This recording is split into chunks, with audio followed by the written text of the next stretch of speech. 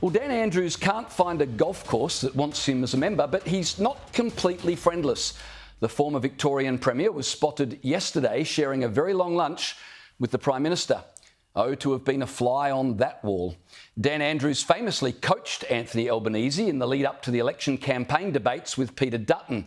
So it wouldn't surprise if Dan Andrews was now coaching the PM, over an expensive glass of wine, naturally, in preparation for his meeting with Donald Trump next week.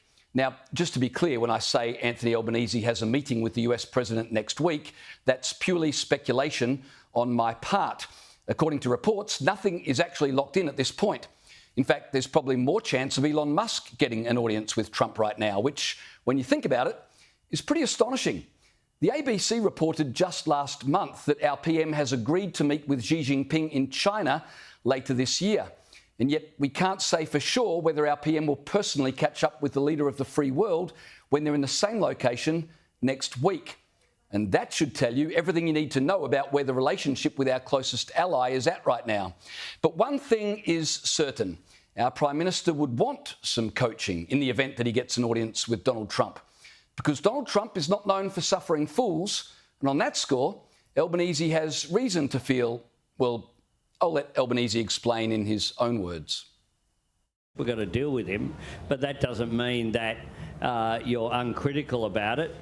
He scares the shit out of me. And Albo should be scared. The US today confirmed a review of the Aukus security pact, signed by Scott Morrison and trumpeted by the Albanese government as the guarantee of our national defence. Provided, of course, that the Chinese wait a decade or more for our nuclear subs to be ready before they start doing communist-y things. It's less a case of ready, aim, fire, and more a case of the Chinese aim and then the Chinese fire, and then maybe we'll be ready. Still, it's a plan, which is more than you can say for the government's housing policy. But now it seems that AUKUS is about as certain as an Albanese promise on electricity prices. The Pentagon says the review of our AUKUS pact is to ensure it's in line with Trump's America First agenda. Specifically, the Trump administration says it's trying to work out whether the US has the capacity to build the boats it needs while still fulfilling an order for an ally that won't even help itself. Anthony Albanese's stubborn refusal to lift Australia's defence spending from a measly 2% of GDP hasn't exactly signalled that we're serious about our own defence. And if we don't care about our own defence, well, why should the Americans? But what is it the Bible says? Trump helps those who help themselves, or something like that. Remember then that we'd rather spend serious money, or rather than spend serious money on defence, our government's attitude seems to be to hope that Xi Jinping doesn't cut the NDIS when he takes over the running of the country. Cuddle therapy will be in high demand when the CCP take over. As Defence Secretary Pete Hegseth said in Singapore last month, that Australia should be spending 3.5% of GDP on defence. But Albanese, who's not afraid to kowtow to China, would rather leave Australia defenceless than be seen to kowtow to the Trump administration. Well, I think that Australia should decide what we spend on Australia's defence. Simple as that. That's my view. Now, if others think that that's not the case, then it's up to them to make that case. Arbitrary figures, lead to a cul-de-sac. And we want to make sure as well that every single dollar that defence spends results in actual assets. When Chinese warships conducting live fire exercises off the coast of Sydney are spotted by commercial airline pilots before our own defence forces, I'd say you're already well and truly in a cul-de-sac, PM. Former Ambassador to Washington, Joe Hockey, went on ABC radio today accusing the government of coasting on national defence. If we do not get the Virginia-class submarines in 2032, we have no options left. We have no submarines. So this is all or nothing for Australia. And for the sake of our national security, we need to make sure that we can at least provide some deterrent for potential hostile threats to our nation. And the best way to do that is to partner with the United States. I don't know, when people say, oh, well, we should be sceptical about joining with the United States, the US spends more on defence than the next 10 countries combined. So if you're not going to partner with the United States, who do you partner with? Who do you think is going to actually be there when we really need them? And who has the capacity to help us to defend Australians and Australia? Well, the Chinese would help us with defence, wouldn't they? Oh, wait a second. Not only has the Albanese government shown itself to be an unreliable partner in defence when it comes to spending, but its decision to slap sanctions on 2 Israeli cabinet ministers won't help the relations with the Trump administration either.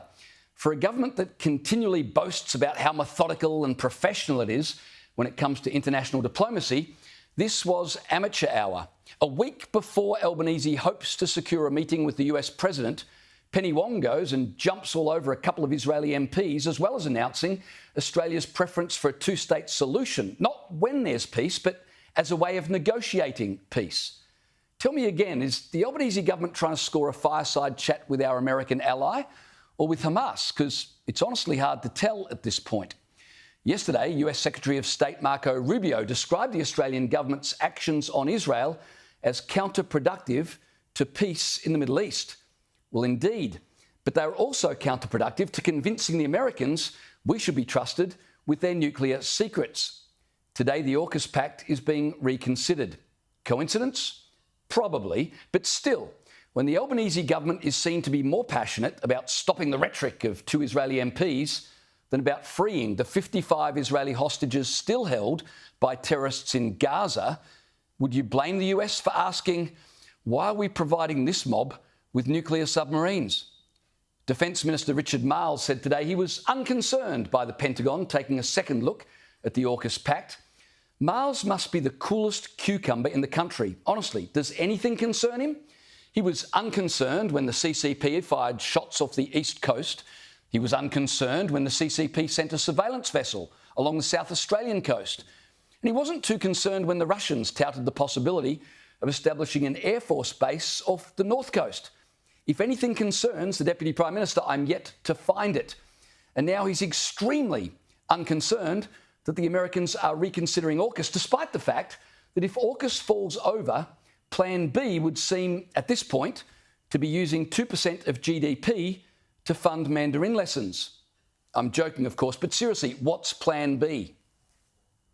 It's a very natural step for the incoming administration to take. In many ways, we did the same thing when we initiated the Defence Strategic Review, which did look at our entire defence posture, but AUKUS was a fundamentally important component of that. So, I think an incoming government having a look at this is something that they have a perfect right to do, and we welcome it and we'll work with it.